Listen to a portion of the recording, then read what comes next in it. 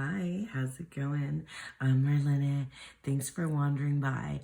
So welcome to this 50% stationery haul and 50% deck haul, although probably it's more decks than stationary things. But yeah, I got some stuff for Christmas that are in the, or decks and stationery, and I wanted to share it with you. So here I am.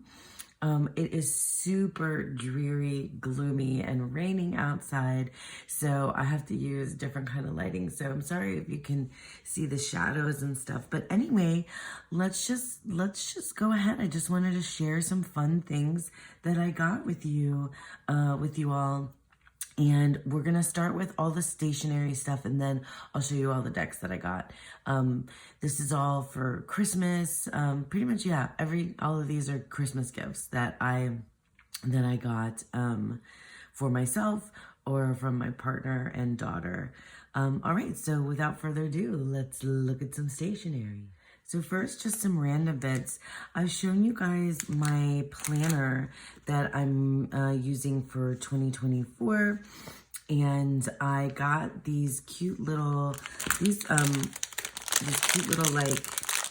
oh, that's very ASMR sounds, right? These cute little like clips that you can use to hang your, pen or pencil on as well. And I like the gold, rose gold, and silver. So I got those, and I'll show you real quick inside my planner, and I'm going to do more of like my journals because I'm doing digital journals. I'm doing this paper planner, and then I have another notebook that I got. Let me just flip open, yeah, so you can see, like, I got a bunch of these types of stickers. And then I got some washi tape, but I won't flip through the planner today. I'll show you guys that at the end of the month. But yeah, that's my planner, and I got these cute little clips because I like them. They keep my place, and you can put them anywhere. And, I stick my pens on there and throw this in my bag, and it's just like perfect. Love it. I also got this pencil case, and I guess I won't go into like too much detail about what I have in here. I have, well, I guess if you guys want to see, I have this to wipe down my glasses and my computer. I have a couple of highlighters. I've had these for a while, Stabilo. These are like my favorite highlighters that I use. This is like the washi tape. So I got like a ton of washi tape, not a ton, I got like a set of washi tape. And these are not the best, like it doesn't stick super well, but I really like the colors. There's more that I don't have in here, but I like the colors because I'm on this like red and gold kick. So I have washi, and then just a bunch of other pens. Like this is the new red pen that I got. That's, how many? It's, what does it tell me? I know it's like thinner. So it's like 0.7. I can't remember now. It says it on here somewhere, but I don't feel like looking. And I have I put some of my favorite Tombos in here and some microliners. So I just want to have, things in the bag, my glue stick. I need to get one of those things that's like tape. This is my like super thin black pen, and because I've like, the space in my planner is like teeny tiny to write. So, and then this is my favorite Premier 207 Uniball. These are all my ballpoint pens, but I went even, so like what else is in, oh yeah, and then this like folds out, because I was thinking what I wanted to do is put my brand new fountain pens in here. But yeah, this is like super nice. I'll show you my fountain pens next. This is like super cute. It was like $10 on Amazon. They have like a bunch of different colors, and it's corduroy, so I feel like so 90s. I just really needed something like this because I have been I've had like, I've run out of room in my bag because I use like a backpack for work to take with me to work. And there's like, you know, spaces for pens and things. I mean, there's tons of pockets in there, but I just wanted to have something special. And I just really like this. So this was really cool. And next, let me show you the fountain pen stuff. I'm like super excited about that. Okay, so I have been wanting fountain pens, I don't know, for a while, but I got a glass dip pen a while ago, and that's fun, but it's just not practical, you know, for wanting to write, like to carry with you, right? And so I wanted to get into fountain pens, but it can be a real slippery slope into another like super consuming hobby. And I usually like test things out and purchase things like, you know, much more economically before I invest a whole bunch into it. So I bought this set. This was like, this set of pens was like a total of like $15 on Amazon. And they're extra fine nibs. So let me show you. So like, also by the way, I definitely, well, I'll tell you the story, but like I definitely wanted to get pens that were clear so that you could see the ink, because that's what just, you know, seemed really cool to me. And so these pens, like the, you know, the cap twists off, and I bought a set of pretty inexpensive inks to go with it. So in this one is, let me just show you the nib of the pen for those of you that are interested in that sort of thing. And it's a piston fill. I'm just learning about this kind of stuff.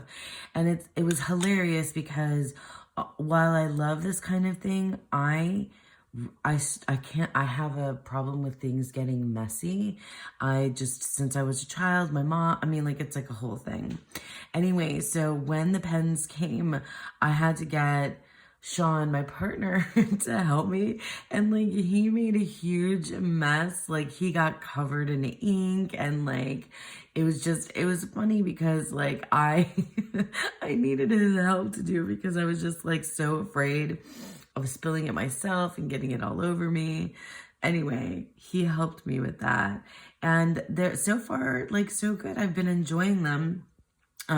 So this one is, and it has, you know, like the color inside, but then it's like clear, and then I put the ink inside. So this is fountain pen ink, diamine. Anyway, I'll have links to everything, you know, where you can get it down below. So this one I put in the poppy red, and I guess I'll just put them here with their with their ink, next to their ink. And then this one is like kind of like a gold color here. And this is the one, yeah, this is the one that didn't close completely. So I think it's gonna be leaky. Yeah, it's leaking into the cap. But in this gold one, I put writer's blood, which I've seen this color in from different like brands around. So this one, I've been, you know, having this thing with red recently. So this is one of the reasons why I got a couple different reds. And then in this green one, I don't know why I need to like open every cap and show you, but like it just makes me happy. I just like the sound of all of it. Oh my God, I absolutely love the sound of the fountain pen on the paper. I'll show you the papers that I got. So in this one, I put green, black, and I'll show you what the inks look like on the paper too. And then finally, I have this blue one, and I don't usually write in blue ink, but for some reason, this one is like my favorite, I think, so far of the pens. Oh, and it's midnight blue, or sorry, midnight, just midnight. So yeah, I mean, I'm really excited about these. And what I did is I bought I splurged a little bit more on the paper because I think like that's the piece. Sorry, I need a sip of my coffee. that's the piece I think that is, you know, the most important to me at this point. But like, if this all works out and I really enjoy these, then maybe I'll now make the, you know, make the investment for a little bit more expensive, you know, better pens or even inks. Like, although these inks seem like, you know, they're relatively inexpensive, and seem really nice. So yeah, let me show you the paper. Okay, so this is it's a notebook. It's a Japanese notebook. I think I was searching, like after I was doing like a search for fountain pen friendly paper, and this is one of the ones that came up. And I also like looked at a guide on jet pens, and as well. So it says CD notebook, premium CD notebook. It's Japanese, but I think it had like a different name on the listing. So I'll leave it in the description box below, because like this is all in Japanese, so I'm not sure. But okay, so I'll show you what some of the, yeah, this is Sean writing when he was doing. So the Midnight Blue is this one, and then the Poppy Red here, and then the Green and Black is here, and then we did the Writer's Blood here. So it's the paper is like smooth. I started doing some writing, so I'm really excited. The paper is so smooth. This notebook lays flat, which I think is amazing. I'm still not sure whether I'm gonna keep this cover on or not. Like right now, you know, everything is so brand new. I just was like keeping it. Sean thinks I should keep the cover on. I don't know why. I just, you know, I just did. So yeah, I'm like super stoked. My plan with this notebook and with the fountain pens is to use this notebook and the pens when I want to write longer. So I have like digital journals that are specific to a tarot practice, and I'll show you guys more of that at the end of the month. And then I have my day, you know, my day-to-day planner. It has dailies, you know, it has daily entries in it as well.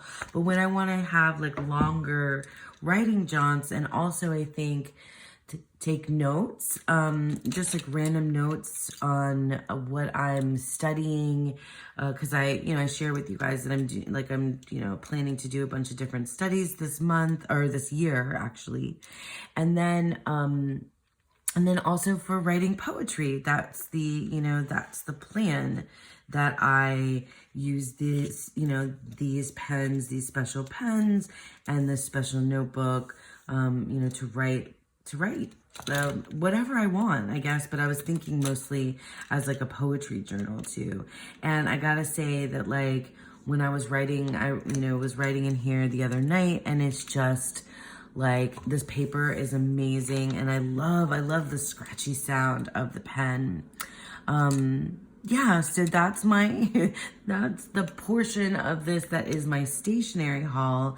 Now let's look at some of the decks that I got. Okay, so first up is the deck in this bag, but just to preface all this, to let you know that like some of these decks I've already started working with, and some of these decks I haven't worked with yet. So I'll let you know which ones. But this is the Helenic Oracle, and this is the revised edition. I don't have the expansion pack with the heroes and the monsters. I really need to get that. So for those of you that may not know, this is a deck that's created by our own Thea, Garden Goddess Tarot, who is a lovely friend, and also really, she's just amazing. I'm a member of her Garden of the Goddess membership, and she's just amazing. If you don't know Thea, head on over there. I'll leave a link to her channel down below, but like, I'm sure many of you already know who Thea is.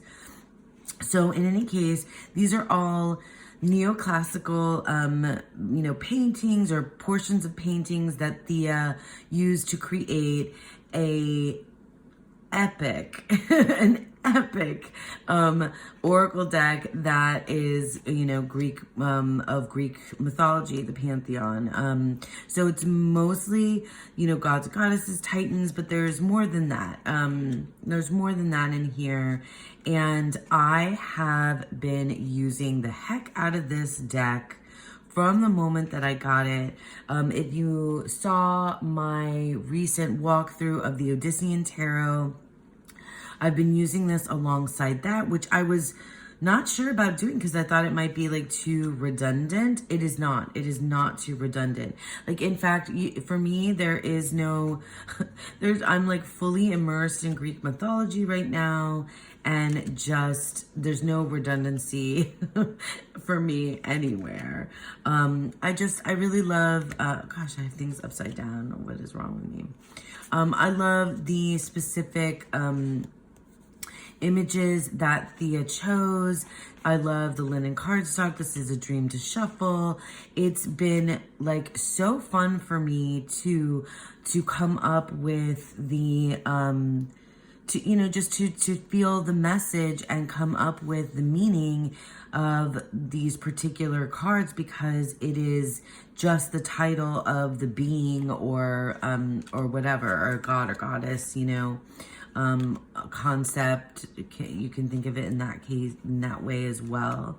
And I've just so enjoyed that the way that this makes my mind work, and how it's helping me learn more. I went through, I mean, and it's like a lot of cards, okay? I went through and made a pile of like what I feel really comfortably familiar with in Greek mythology, and what I still need to learn. Like what I felt comfortable, just like if this card came up in a reading, would I feel comfortable just reading it? And the ones that I wouldn't yet feel comfortable reading it. And so that was fun. That was a fun exercise for me to do. So yeah, super stoked. I've got to get my hands on the expansion pack, although it's like such a huge deck. It's going to be like ginormous. I got to get a special bag or something for this, but this is like integral to my practice right now, and I'm just loving it so much. So that's the Helenic Oracle, by Garden Goddess Tarot, Thea. So this is the Alchemical Tarot by Robert M. Place. I think I mentioned both Thea's Helenic Oracle and the Alchemical Tarot in my, you know, study plans for 2024 video, because I had purchased and was waiting for them to arrive. Oops. I'm pretty sure no, I haven't. I guess I haven't already shuffled this. It's still in order. I think I just went through it and was showing it. I love this gilding. And I'll just flip through it real quick. I'm really excited about this deck. Oh, these backs are so neat. This is the 6th edition. I didn't purchase the book for this that goes alongside it. I need to do that because I don't think I can work with this deck without without that. And yeah, this is my first Robert M. Place deck. I have eyed all of his decks and really enjoyed his artwork and decks for such a long time, but they are more involved, right? So his decks really take you on a course of study. I mean, I think you can use this as a tarot deck, like out of the box, and not necessarily, you know, have to learn the alchemy. But like, why would I want to do that? That's just me. It's just me. Like, I want to learn more. I'm constantly wanting to learn more. You know, that's just who I am. And I can't imagine getting a deck without wanting to deep dive into, you know, if it's not clearly Waite Smith, like, and there's symbols and things on it, like, I can't imagine not wanting to, you know, learn more about it. Maybe this is, oh my God, look at that 10 of Pentacles. That's amazing. I love that. I love that there's one silver coin out of all the gold ones. I wonder what that means. I wonder what that means. So I think I definitely need to get my hands on the companion book. It's just, this is so beautiful. I'm really stoked. I remember this elephant card. Yeah. So yeah, so the idea is that at some point I'm going to be working with this deck and diving into some alchemy study. We'll see. Look at that. That is so cool. That is an amazing Five of Wands. It's also really creepy. This is kind of like creepy and cool, this deck. Yeah, I like the the dragon for the King of Staffs. This is amazing. So yeah, I'm super stoked, looking forward to working with the with this deck, the Alchemical Tarot Renewed. This is the 6th edition. So I got it just like everybody else did. The Seasons of the Witch Imul Oracle. Let me not go through the whole thing because I'm sure you guys have seen this one in particular many, many times. I definitely have not worked with this yet. I'm not sure whether or not I shuffled. No, I haven't even shuffled it. So I've just grabbed a portion of it. So it is out of order now. I can't say enough like about this series, The Seasons of the Witch. I'm a huge fan. I want to collect them all. I really enjoy the first artist and artwork. I really enjoy and think it was almost seamless into the new artist. I really like the guidebooks. I love the spreads in the guidebooks. Yeah, I really like I have ideas, lots of ideas for how to use the decks as, you know, with each other. And I think that's something that's going to be so cool once I have the whole set, once the whole series is out. But these are definitely decks that I take out in the season that they're, you know, that they're in. This one is going to be a little bit different for me because it's very wintry and snowy. And I just don't experience that, you know, that physical season where I live. So it's really very, like a lot of the fall, the seasonal stuff for me is very like metaphorical and story-like. So that's, I'm sure, how I will work with it. Like I kind of have with the others, you know, Yule, you know, more is like, and Samhain fall into that holiday, the Halloween and Christmas kind of holiday that they work alongside. But, you know, I'm just like, I love everything about this whole series. So I'm looking forward to working with it on its own, as well as with the other decks, because I have ideas and hopefully I'll make some videos about that in the future. So that's the Seasons of the Witch Imul Oracle. Ooh, oh, this is just a little Constellation playing cards deck that I got at the dollar store or one of those Five Below maybe. Yeah, Five Below. That's where I got it, at Five Below. With my kiddo, and I like it because I think I could use this. Oh yeah, I think I set it up. I put them in order. Each of the numbers, you know, each of the sets has its own constellation or zodiac, right? So the 2s are Aquarius, and it goes in order from January on, because like in January is Aquarius, and that's how it moves through the zodiac. It doesn't start like, you know, in March with Aries. So, you know, Pisces, Aries, Taurus, and I like that there's 4 of each. Gemini. Well, that's cool too, because 6 is the Lovers and Gemini it's the 6th sign. No, it's the 3rd sign, but it's number 6 for the Lovers. Anyway, Cancer. So you can see, I mean, like, these are pretty, these are pretty, you know, minimal, but I kind of like the idea of maybe using them in a reading. I can do either the playing card if I ever get to learn playing card meanings, or I can use the zodiac. So it has all the zodiac, and then it has the moon as well. So I just thought that that was really cool, and I, you know, wanted to share it with you guys. So the Constellation playing cards. Okay, I'm super excited about sharing these with you. I've already started working with both of these decks. These are indie decks by Charlie Quintero, sixsadgirls.com. I have known of this particular creator for a long time. They did the moon power, they did the Mars power, star power. They're just like so postmodern. I feel like it's postmodern, like real funky and out there, real irreverent and strange and like just weird and cool artwork. So I've been back and forth for a long time whether or not I wanted to have one of their decks. I've always looked at them. But when the Jupiter Power Tarot, I'll come back to you, Mars Power, I promise.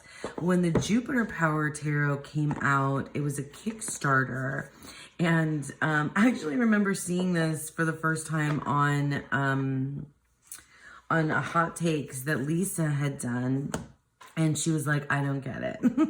And she just is so like not her flavor, because it's really bizarre. And she knows that I'm like kind of into really strange, you know, strange things that like really go outside of the box. So in any case, this one it's the silver gilding. I think I got it on discount because it was like a damaged box or something. Anyway, it has this color, this like blue, green, black, kind of purple, this, you know, very limited color palette is what I'm trying to say. And from what I've already discovered, this each of the cards is aligned with a particular plant or flower, because Jupiter is the planet of growth and expansion. And so even though, yeah, it's strange to have it like kind of earthy, but this is like kind of like weird celestial otherworldly growth, because even though these are like earth plants and flowers, it feels like it's taking place somewhere else, and I don't know, in this like liminal space really. But there's also like the guidebook is really strange as well, which like seems fitting. There's poems in here, and it's real abstract and very conceptual. So like, it's not for the faint of heart. Like, I feel like if you are into like things that are abstract and kind of bizarre, and it's really, for me, it's really like up to you to put the puzzle pieces together. You know, like this is a Four of Wands. It's like, it's really like mood based. This is just because of the color palette, it feels very calming. It's got that, you know, earthy feeling. It's atmospheric. That's what Thea says about these types of decks, that they're like more, you know, moody and atmospheric. And I feel that about this and the other deck that I have now by this creator. It's just really stunning artwork. It makes me think. It's a little pippish in some cases, and but the guidebook certainly does have write-ups about the specific flower or plant that appears on the card. I'm so sorry. I always have my cards like upside down and whatever, but I'm not gonna like go through now and flip everything over correctly. But yeah, it's like this one is the least chaotic of the decks that I've seen, or maybe the moon power is a little bit like that too. But oh, I love this Lovers card. That's amazing. But like you'll see now when we flip through the Mars, that's like the space is so much more filled up. And I think the star power is like that too. And that's one of the things that I had originally thought that, you know, I didn't want out of, you know, out of a deck like this. So this one is, look at this Hermit. It's so weird, right? I love that about it. But yeah, I've been using this for my decan readings, the past few decans. So I've really enjoyed that. It feels right. And yeah, I can't wait to continue working with this deck and getting to know it even better. So that's the Jupiter Power Tarot. Okay, so the Mars Power Tarot. There's a story behind this one too. For those of you that also, you know, that also follow Dawn Michelle, many of you do. If you follow me, or you found me because of Dawn. Dawn and I were talking about, literally we were talking about rage, the anger that, you know, builds to rage. And she was saying that she was feeling ragey, and I suggested that she get a deck that kind of will, that will be the tool to work with when she's feeling that kind of way. And I felt like I needed it too. It was hilarious too, because I think the very next day I pulled a card from the Poesis Oracle that was a volcano, and the word was rage. And it was like, okay, so like this is fitting. But I've been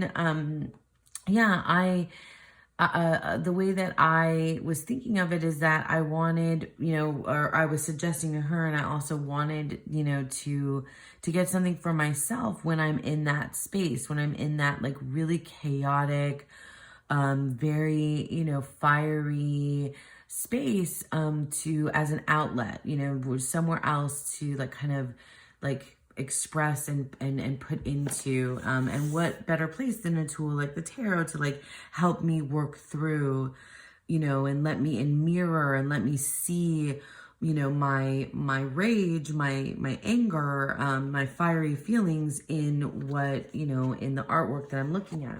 And so I thought of this deck. I thought of another one for that Dawn got as well that I still want to get, and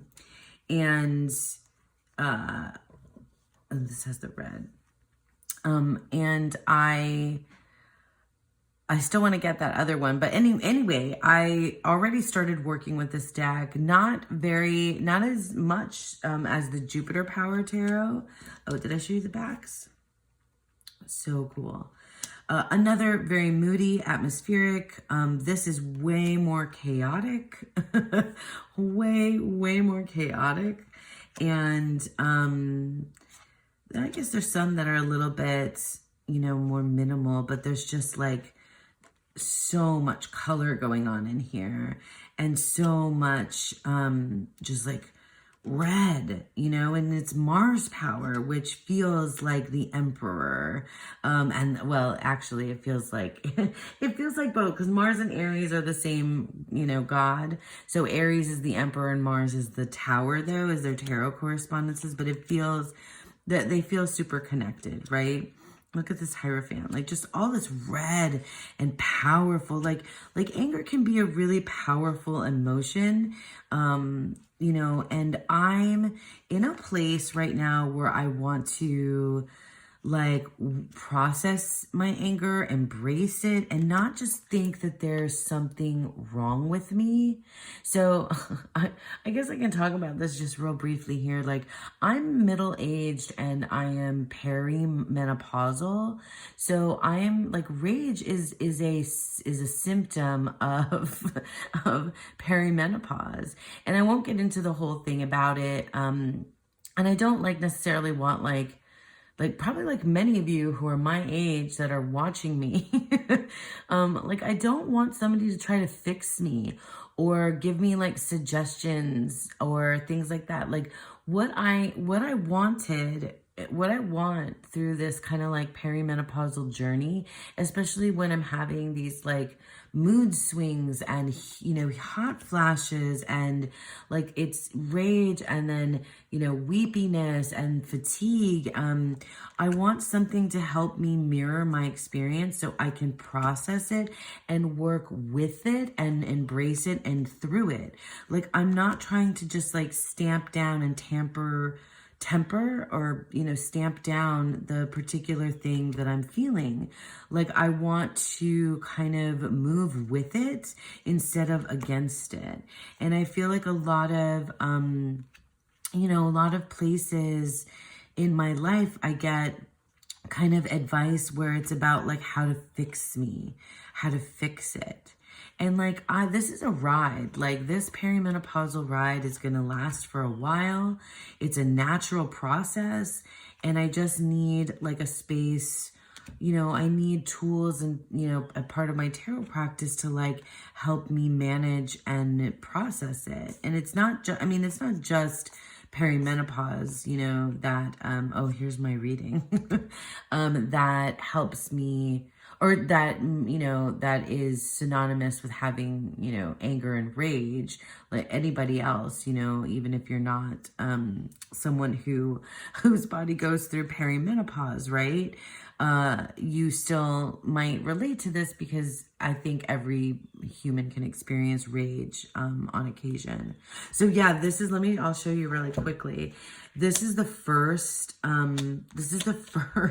reading that I did, and I got these 3 cards, okay? So the question was just like, how am I supposed to manage, you know, this feeling of intensity, like this intense anger and rage?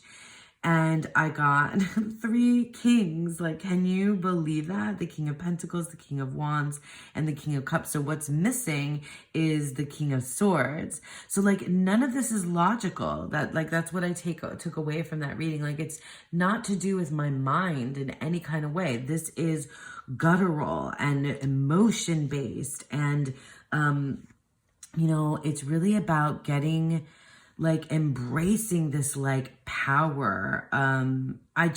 It stunned me. I did like all kinds of journal writing about this particular entry, and I talked to my friends about it too. And it just like, yeah, so it was super powerful, super amazing. My new rage deck, and I probably won't only use it in that capacity, but like for right now, it's really helpful. So yeah, the Mars Power Tarot. Okay, so lastly, these are the last 2. I got the 2 other oracles that I could find. I think there's other versions of these because these are new printings, by Cheryl Yambrak Rose, who is the creator of the Mystique of Magdalene Oracle, which I adore. And there's something about, I really don't know much about this creator. I honestly don't spend that much time in the guidebook of the Mary Magdalene Oracle. It's a really very intuitive, like, you know, emotional, very, yeah, it's just a very emotional kind of like reaction and feeling that I have to that deck that, you know, is the Mary Magdalene, but it's the artwork, I think, that is just so, it's weird, it's woo, it's new agey, it's like so like not something that I ever, if you had asked me this just a few years ago, if I would be purchasing decks like this, I would maybe have laughed, because I honestly, like, there's like, you know, all of the Christian imagery in here as well. Like, I just would have been like, puh, no. It's like, it's spacey, it's like sea creatures, and it's got like, it's like these span, oh, this is the Transcendent Journeys Oracle. This is the first one that I'm looking at. It's the Transcendent Journeys Oracle.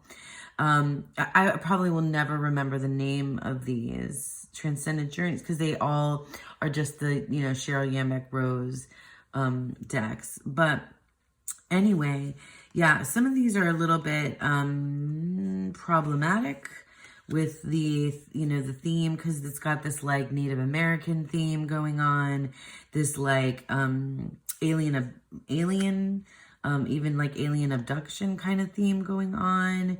It's like, you know, it's got like the Mary Magdalene kind of vibe. There's an Arthurian vibe that runs through, and Celtic, but also spacey, and I mean, that's like Athena vibes right there, you know? Yeah, goddess of love. But I don't know why I'm so attracted to this bizarre, these bizarre themes. It's because of this artwork is so beautiful. And these characters that with the eyes looking directly at you, it's just, well, even sometimes when they're not, like, it's very bizarre. There's like there's like spacey. It's just, oh, there's some Egyptian kind of stuff going on, Viking, Egyptian, I don't know, ancient kind of things. It's weird, y'all. That's all I'm trying to say. It's weird, but I dig it. Like, look at this. Like, that is just, what? It's funny. Yeah, and then you've got like Magdalene, the Magdalene and Jesus Christ. Oh, look at the little wolf pup. But yeah, it's strange. And I'm in the mood for that weird vibe. So that one's the Transcendent Journeys Oracle. Let's look at the other one. So this one is called Through the Eyes of the Soul. And it's a very similar thing. This one I think doesn't have the Native American theme going through, but I do think it has a Celtic, Druid, Pagan, Alien, Magdalene. Oh, there's a hair there. Magdalene, King Arthur. I don't know. Yeah. Vibe in it as well. This one is like more blues and greens. Oh no, it does have this. These ones that are like the Native American cards, I'm not so sure. I might take those out. We'll see. And some, like, these creep me out, but also like are very calming. I don't know why. Some of you might just be like a big fat nope for the like strange looks on their faces. And some of it is just so beautiful though. But like, you know, it's got like little kids that are kind of creepy too. It's just, but I can see myself working with this in a very serious and deep way. Even though I'm like laughing right now, like I can see myself, like I have in, you know, with the Magdalene, if these feel like an extension, see now here's like this Egyptian sort of thing going on. These feel like an extension of that work, and maybe also with the other goddess energies that I work with. This one seems out of place. Oh yeah, and it's got this like Knights Templar thing going on. Yeah, it's so weird. There's like flamingos. Now that's a little bit frightening. I don't know. This looks a little bit more like hippie, but it's supposed to be Arthurian, Carnuna. I don't know what it is. I really don't. I will. And I don't think that her guidebook gives you, like, it's not like an it doesn't really dig into any of those particular legends. It sort of like presupposes that you have like an understanding of them in some way. But like, you know, I mean, you know me, like I'm a, you know, I kind of dig into things usually in an academic and scholarly way. If it's something from, you know, mythology or history or, you know, like a pantheon of deities or whatever. But anyway, all that to say that like these decks are so weird that I'm fascinated by them. Like I think they just get me because I'm just super fascinated. And I haven't worked with them yet. Did I say that at all? I haven't worked with either of them yet. So I'm looking forward to doing that soon. So that was the Through the Eyes of the Souls Oracle and the Transcendent Journeys Oracle, both by Cheryl Yambach Rose.